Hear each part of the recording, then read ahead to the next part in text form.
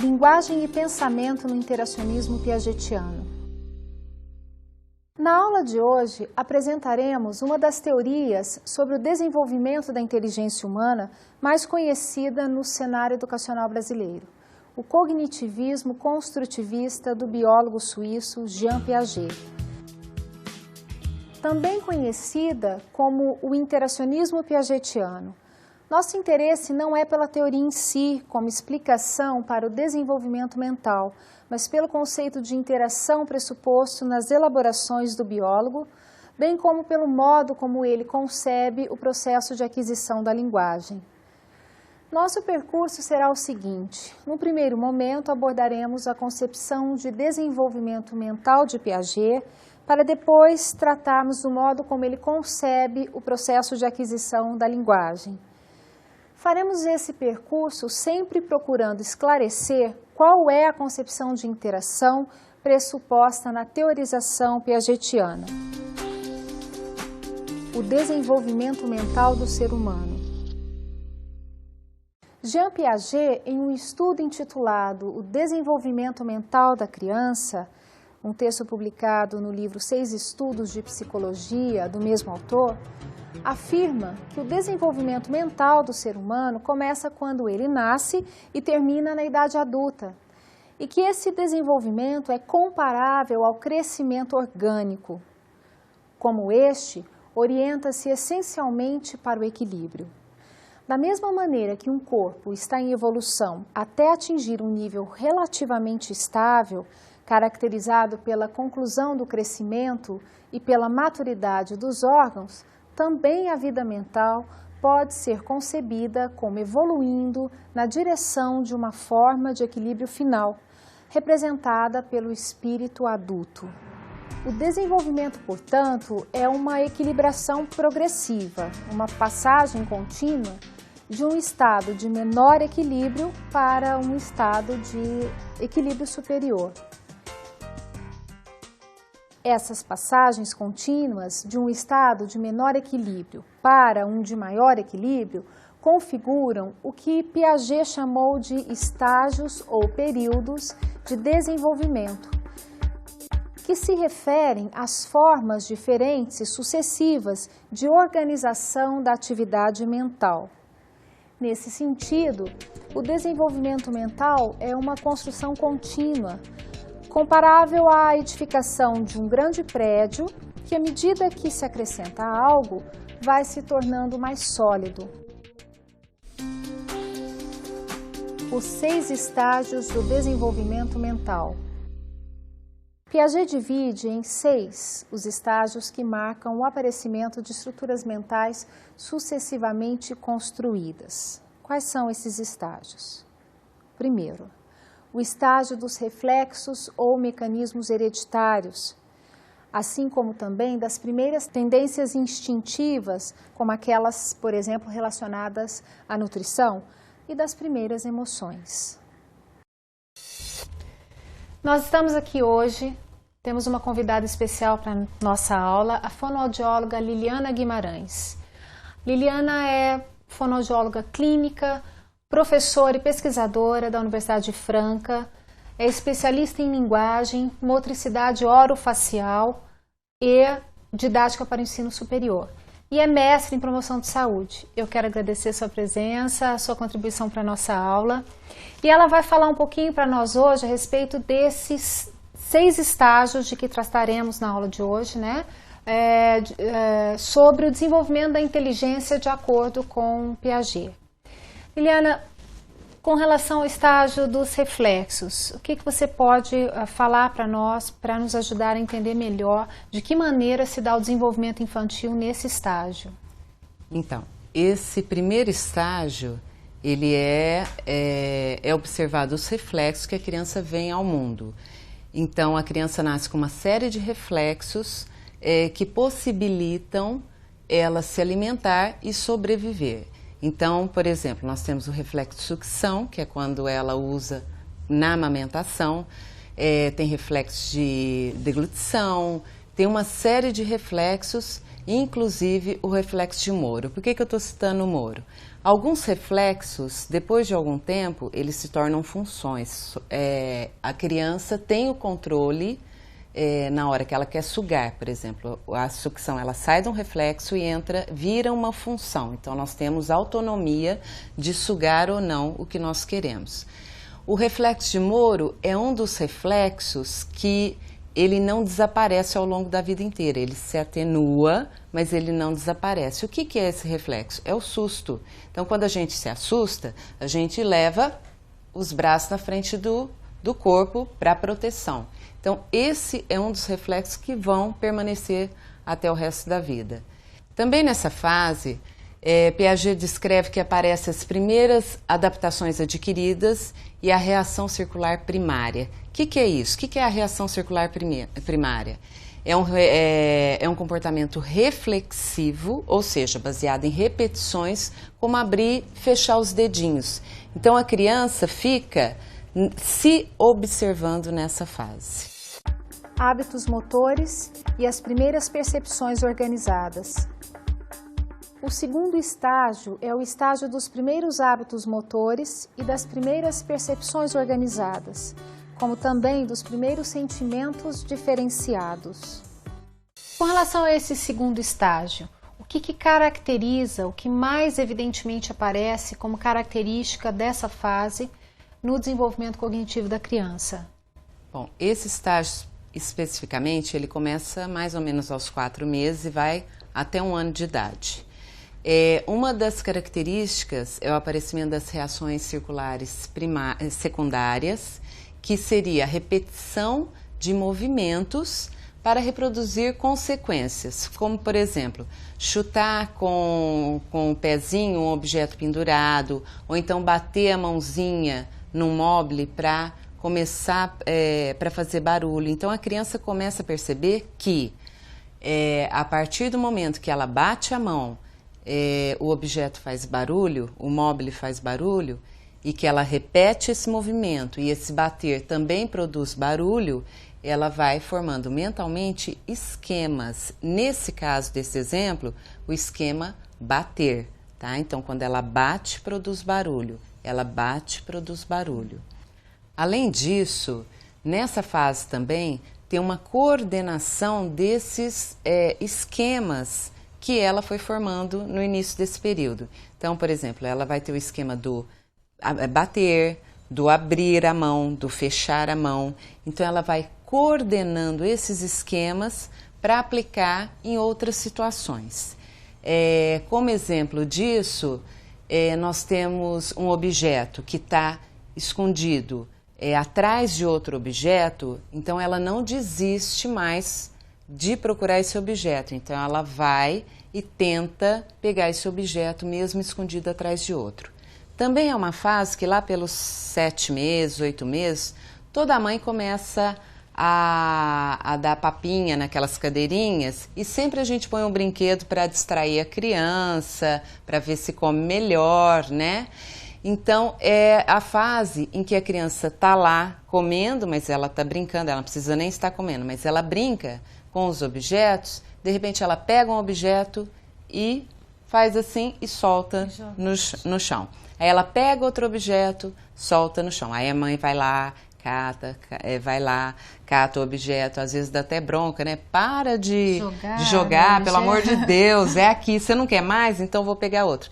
Só que o que a gente às vezes não compreende é que isso não é a questão de não querer o brinquedo, porque para ela, nesse momento, o mais interessante é ela ver a trajetória do objeto caindo. Então, por isso que ela joga repetidas vezes, tá? E também pela repetição, a criança vai consolidando todos os esquemas mentais que ela vai formando. Então, essa fase se caracteriza por uma certa intencionalidade da criança com relação às ações que ela pratica? Isso. Por quê? Porque a partir do momento, no início ela vai repetir meio que por acaso o movimento, mas a partir do momento que isso traz algo prazeroso para ela, ela começa a formar essa intencionalidade, ela tem intenção de, tá? Por causa que é prazeroso para ela. O que distingue bastante do primeiro estágio, que é caracterizado basicamente pelos reflexos. Reflexos, e quando, por exemplo, ela bate a mão em um objeto e faz barulho, isso é o acaso. Naquele primeiro estágio. Agora não, agora ela já tem a intenção de produzir o que a gente chama de espetáculos interessantes para ela. Inteligência sensomotora. O terceiro estágio é o da inteligência sensomotora ou prática, anterior à linguagem. É o estágio das regulações afetivas, elementares e das primeiras fixações exteriores da afetividade.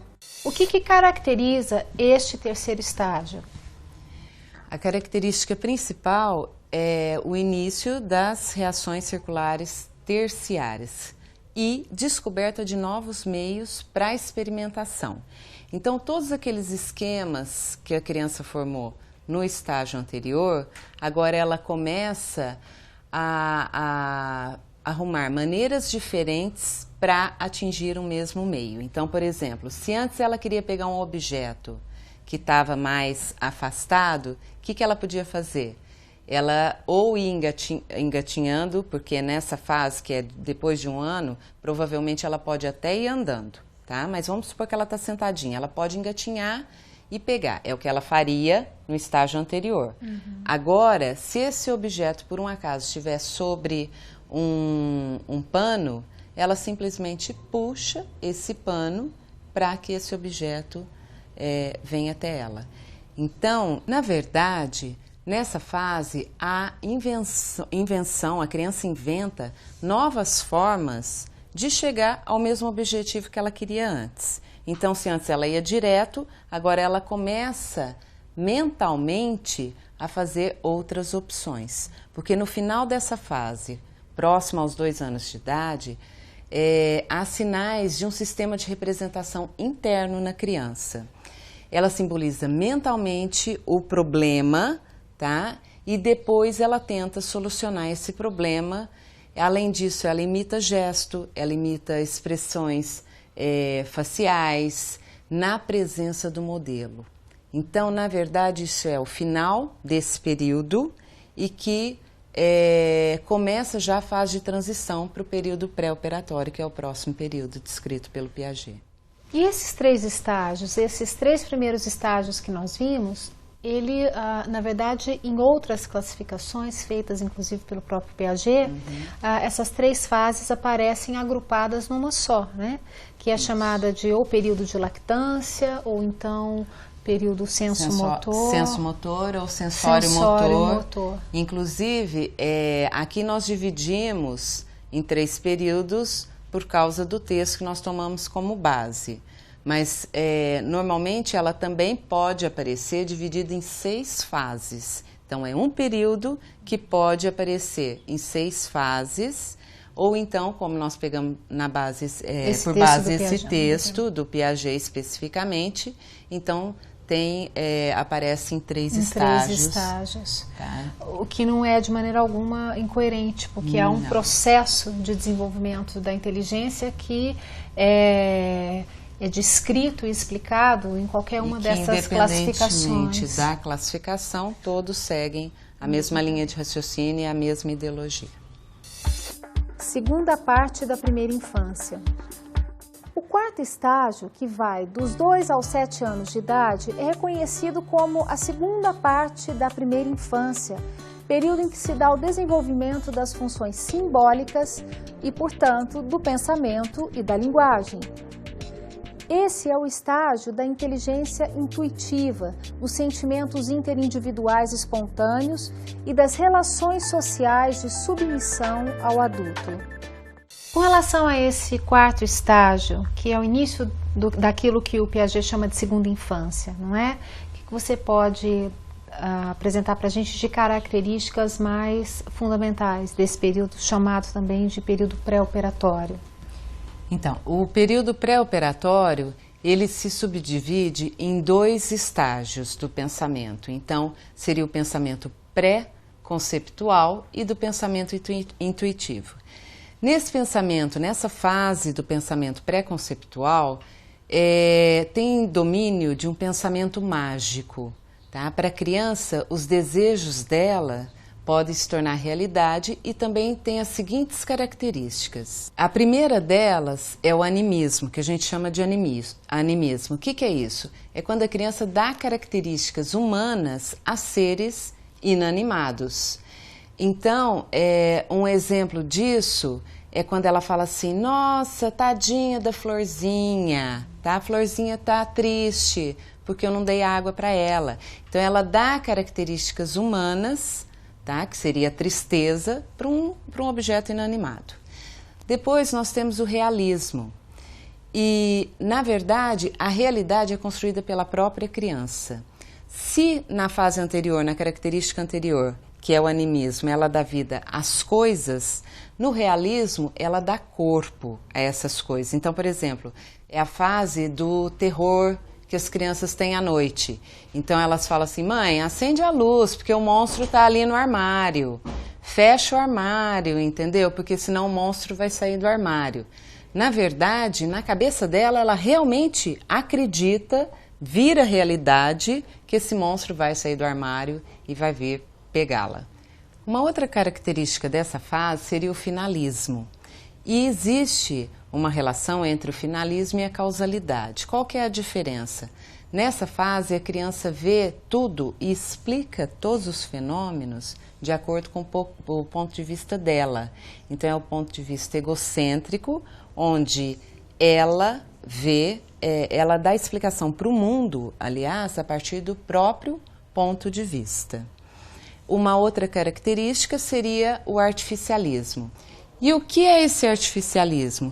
Seria a explicação de fenômenos naturais, como se fossem produzidos pelos seres humanos para eles servir em todos os outros objetos. Então, por exemplo, o sol que brilha lá no céu, no ponto de vista da criança dessa fase, foi aceso por um fósforo enorme, tá?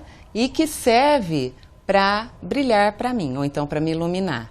Outro exemplo seria a praia tem areia para que eu possa brincar nessa areia. Nessa fase, o que é importante é deixar claro que entra a criança começa a apresentar dois conceitos fundamentais que representam esse estágio, que seria o conceito de objeto, tá?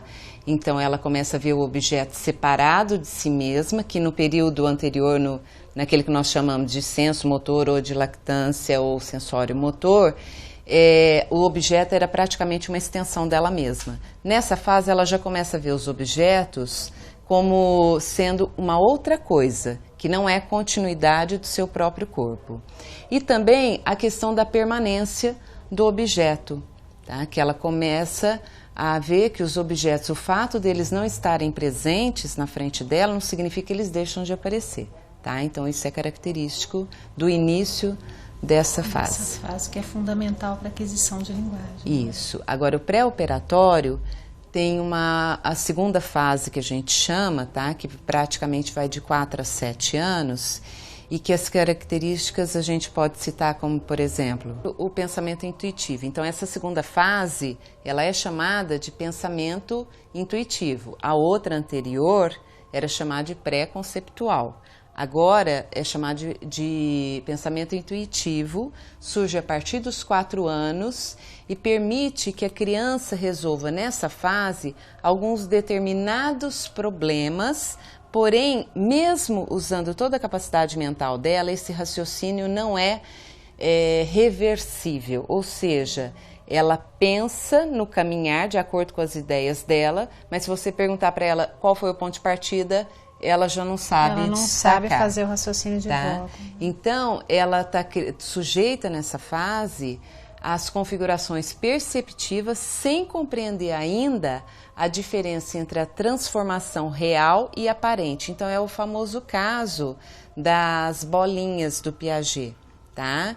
Que o fato de antes estar numa bolinha em formato, a massinha estar em forma de bola, e depois você pressionando para que vire uma salsicha, para ela ainda, ela não consegue perceber a transformação, somente quando ela vai entrar na fase de transição para o próximo período. Então, seria só no final desse período pré-operatório. Que tem duas fases, a pré-conceptual e a intuitiva. Uma outra característica que eu acho importante nós colocarmos aqui, já que a intenção de toda essa aula é o processo, é o como Piaget vê a questão da interação, é que nessa fase do pré-operatório já é iniciado um processo de aquisição de normas. Tá? Então, é onde as crianças começam a aprender as normas, as regras sociais começam a ser obedecidas, porém, só quando o agente socializador está presente. Então, na verdade, ainda tem a necessidade de um controle externo para que essas regras sejam cumpridas e, normalmente, é necessária a presença do adulto para ditar essas regras. Operações intelectuais concretas. O quinto estágio, que ocorre entre os 7 e 11 anos, é o estágio das operações intelectuais concretas, começo da lógica e dos sentimentos morais e sociais de cooperação. O que caracteriza esse quinto estágio? Esse quinto estágio, que a gente denomina de operatório concreto, a criança começa a desenvolver noções de tempo, de espaço, velocidade, ordem e causalidade. Só que nessa fase, tudo isso ela tem num estágio anterior, porém não o conceito. O que seria isso? Por exemplo, na fase anterior do pré-operatório, ela podia ter a noção iniciando a noção de número. Então, ela aprende na escola, com 5 anos, contar até 5, até 10, tá? Então, 1, 2, 3, 4, 5, ela sabe contar. Mas o que realmente, o conceito que envolve a quantidade 5, ela tem capacidade de pensar nisso de forma concreta mesmo, como conceito, só nesse período do operatório concreto.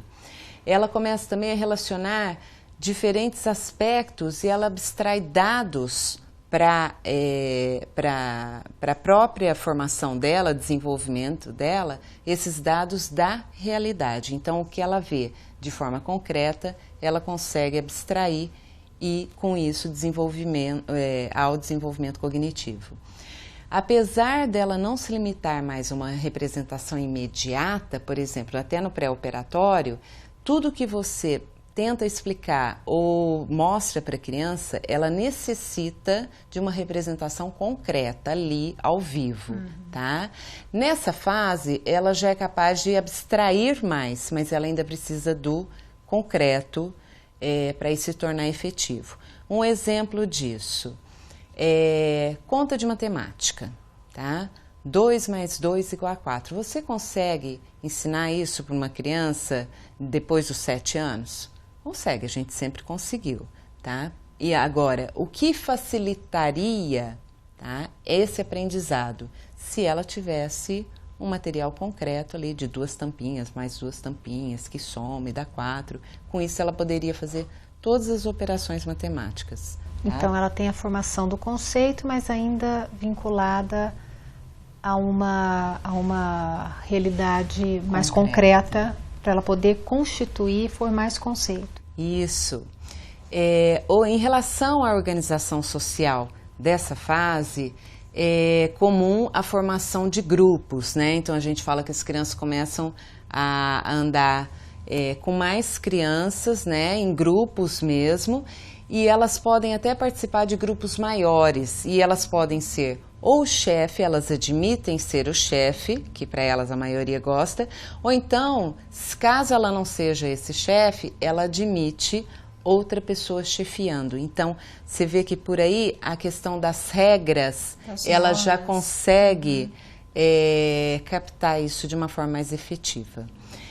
Além disso, além delas captarem essas regras, elas se tornam mais fiéis aos compromissos. Então, tudo que ela falou no estágio anterior e de repente parecia que ela esqueceu, que ela mudou de ideia, tá? Que faz a maior briga entre as crianças, nessa fase não, ela já consegue manter o compromisso da regra que ela assumiu. E uma exigência com que o outro também, né, cumpra essa regra, não é? Isso.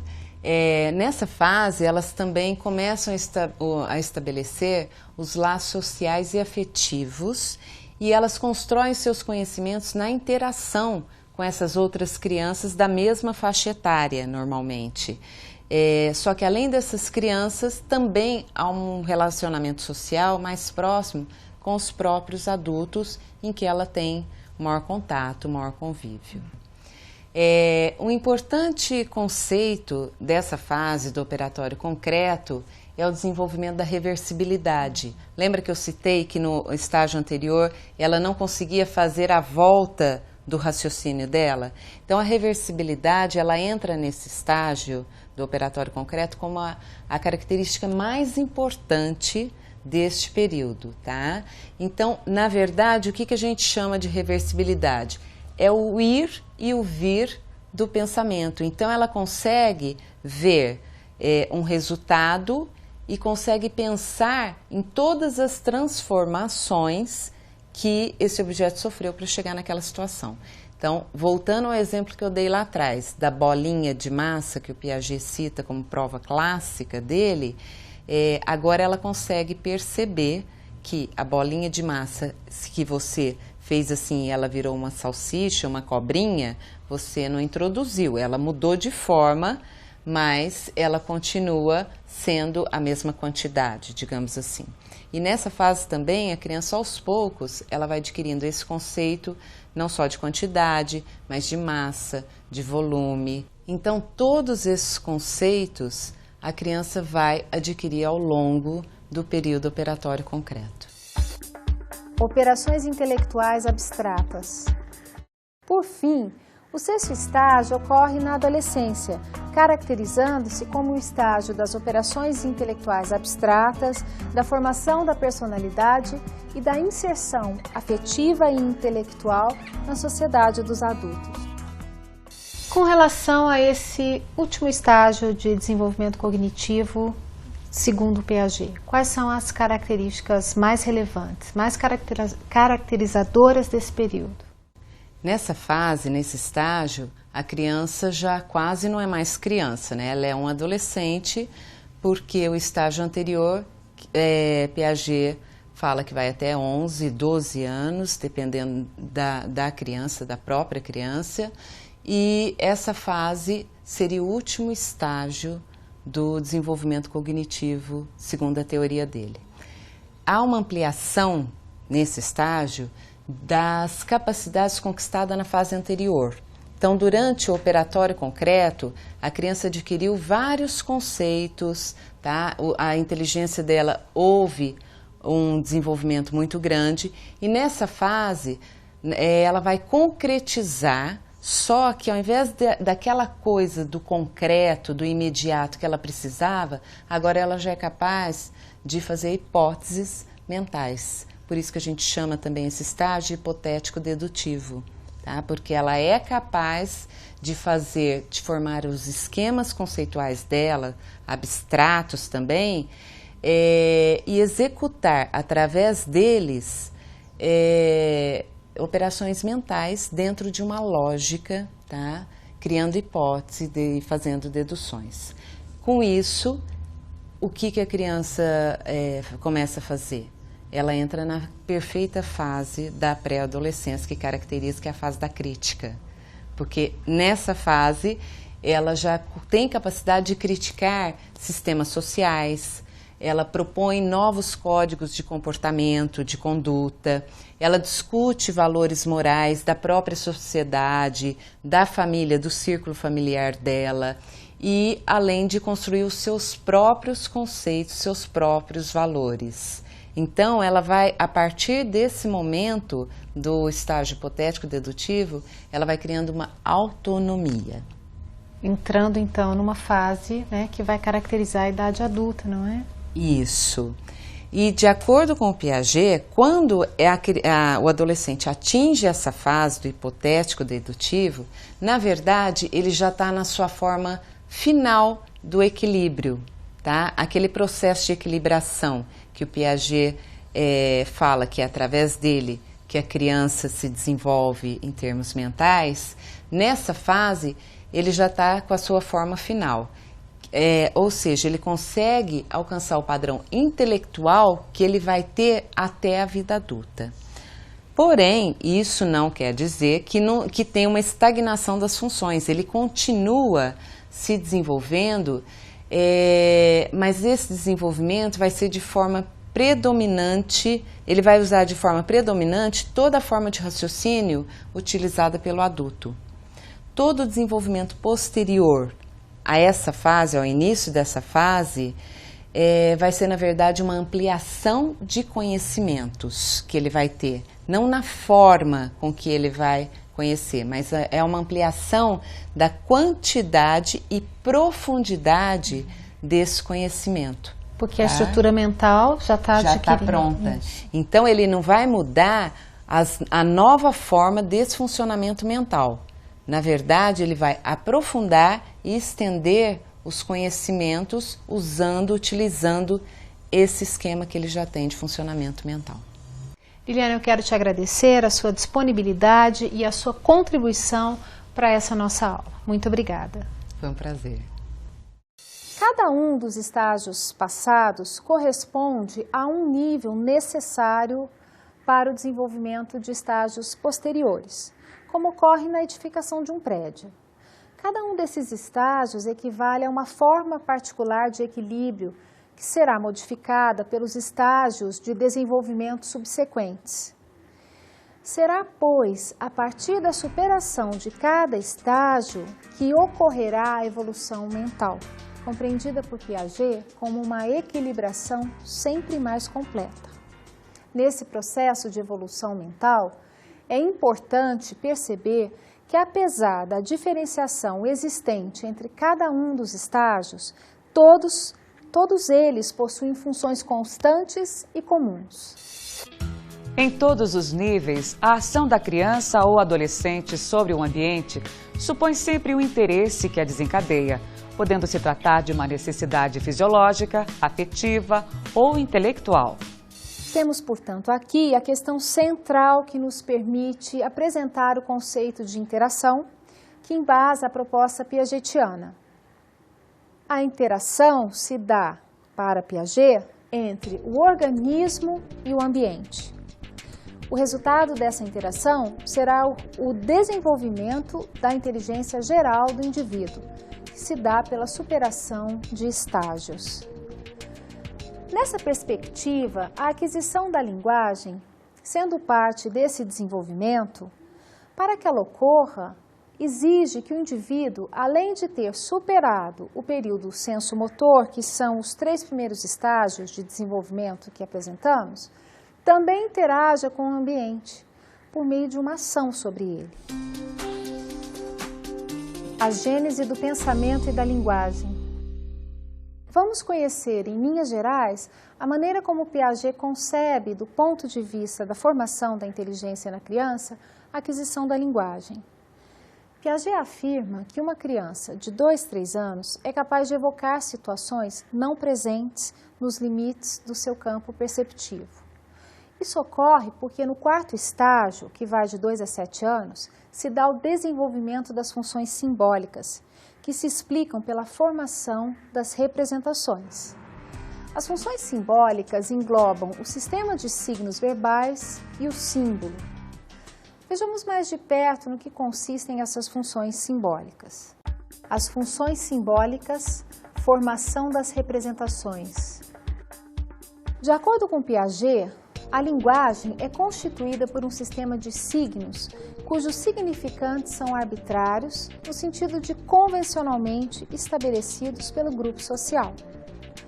Sendo assim, para se evocar um acontecimento já ocorrido usando a linguagem, a criança não poderá fazer isso por meio de qualquer signo, mas por meio daqueles signos passíveis de representar o acontecimento relatado. Essa é uma das maneiras de representação. Mas, de acordo com Piaget, quando se examina de perto as mudanças da inteligência produzidas no momento da aquisição da linguagem, percebe-se que a linguagem não é a única forma de representação. Os símbolos, cujas formas de ocorrência se encontram no jogo simbólico, na imitação retardada e na imaginação mental, também viabilizam a construção dos esquemas de representação. Vamos conhecer alguns relatos feitos pelo próprio Piaget. O jogo simbólico aparece mais ou menos ao mesmo tempo que a linguagem, mas independente dela, desempenhando um importante papel no pensamento das crianças a título de fontes de representações individuais, ao mesmo tempo cognitivas e afetivas, e de esquematização representativa igualmente individual. Um dos exemplos relatados pelo biólogo ocorreu com um de seus filhos. O jogo simbólico da criança consistia em fingir que estava dormindo. Numa manhã, já acordada e sentada na cama de sua mãe, a criança percebeu um pedaço de lençol que lhe lembrou o canto de seu travesseiro. Para dormir, ela sempre mantinha na sua mão o canto do travesseiro e colocava na boca o polegar da mesma mão. Pegou o pedaço do lençol, fechou firmemente a mão, colocou o polegar na boca, fechou os olhos e, continuando sentada, sorriu. Conforme explica Piaget, esse é o exemplo de uma representação independente da linguagem, mas ligada a um símbolo lúdico, por meio do qual, com gestos apropriados, que imitam os gestos que comumente acompanham aquela ação, se evoca tal acontecimento. Um outro tipo de simbolismo individual, que também se inicia na mesma época e desempenha um papel igualmente importante na gênese da representação, é a imitação retardada. A imitação retardada é a imitação produzida pela primeira vez na ausência do modelo correspondente. O autor relata, a título de exemplo, que uma de suas filhas, ao receber um amigo em sua casa, ficou surpresa ao vê-lo ficar com raiva, gritar e bater os pés. Na hora em que se deu esse fato, ela não reagiu, mas logo que o amigo partiu, imitou a cena sem qualquer demonstração de cólera. Imaginação mental. A imaginação mental é o terceiro tipo de simbolismo individual abordado por Piaget. Conforme Piaget esclarece, é possível classificar toda a imaginação mental entre os símbolos individuais, porque a imagem não é nem elemento do pensamento propriamente dito, nem continuação direta da percepção. Diferentemente, a imagem é o símbolo do objeto e, nesse sentido, pode ser concebida como imitação interiorizada. A imagem visual é o produto da imitação do objeto ou da pessoa. Na verdade, os três tipos de símbolos concebidos por Piaget são derivados da imitação, que, de acordo com o biólogo, é um dos possíveis termos intermediários entre as condutas sensomotoras e as condutas representativas. Vamos então recapitular o que foi dito até aqui a respeito das funções simbólicas, para tentarmos compreender o lugar da linguagem nas reflexões de Piaget. No quarto estágio, que vai de 2 a 7 anos, se dá o desenvolvimento dessas funções, que se caracterizam pela formação das representações. As funções simbólicas englobam o sistema de signos verbais, está relacionado à linguagem, portanto, e o símbolo. Com base nisso, a questão que inevitavelmente se coloca é a seguinte. A linguagem, para Piaget, é a função simbólica por excelência, isto é, a linguagem é a que permite o desenvolvimento do pensamento e, portanto, das demais funções simbólicas? A resposta é não. Para o biólogo, existe uma função simbólica mais ampla que a linguagem. Essa função simbólica mais ampla engloba tanto o sistema de signos verbais quanto os símbolos. Por esse motivo, a origem do pensamento deve ser procurada no aparecimento da função simbólica, que possibilita a formação das representações. A linguagem é apenas uma forma particular dessa função. Nessa perspectiva, é que Piaget afirma que o pensamento precede a linguagem e que esta se limita a transformá-lo profundamente ajudando-o a atingir suas formas de equilíbrio através de uma esquematização mais desenvolvida e de uma abstração mais móvel. Controvérsias. Essa forma de conceber a relação entre pensamento e linguagem gerou muitas controvérsias. Outro ponto de sua teoria, que também gerou polêmica, é a forma como o biólogo concebe o processo de aquisição de linguagem, como sendo um processo que não pressupõe a mediação do adulto, mas apenas a interação entre o organismo e o ambiente. Para Piaget, a linguagem, apesar de ser um veículo de conceitos e noções que pertence a todos, apenas reforça o pensamento individual, mesmo que faça isso com um vasto sistema de pensamento coletivo. O sistema, portanto, é coletivo, mas a posse e o uso desse sistema é um processo que não decorre da socialização. Ao contrário, a socialização da criança, para Piaget, só começará a ocorrer com o desenvolvimento das funções simbólicas, não sendo, portanto, condição prévia para o desenvolvimento da linguagem. Contrapondo-se a essa perspectiva, as críticas ao modelo piagetiano afirmam, conforme esclarece a linguista brasileira Esther Miriam Scarpa, que Piaget avaliou mal e subestimou o papel social e das outras pessoas no desenvolvimento da criança e que um modelo interativo social se fazia necessário para explicar o desenvolvimento nos primeiros anos, bem como a maneira como a criança e seu interlocutor exploram os fenômenos físicos e sociais. O próprio Piaget reconhece numa fase posterior, após entrar em contato com os escritos de Vygotsky, que sua ênfase foi na interação entre o organismo da criança e o meio ambiente e que considerar de maneira mais incisiva o componente social para explicar o desenvolvimento da criança até os 2 anos de idade era realmente um passo teórico relevante. Na esteira dessas críticas e com o intuito de dar conta do alcance social da aquisição da linguagem, é que as elaborações teóricas ocidentais sobre a aquisição incorporaram as propostas de Vygotsky. Vamos agora às nossas dicas de estudo.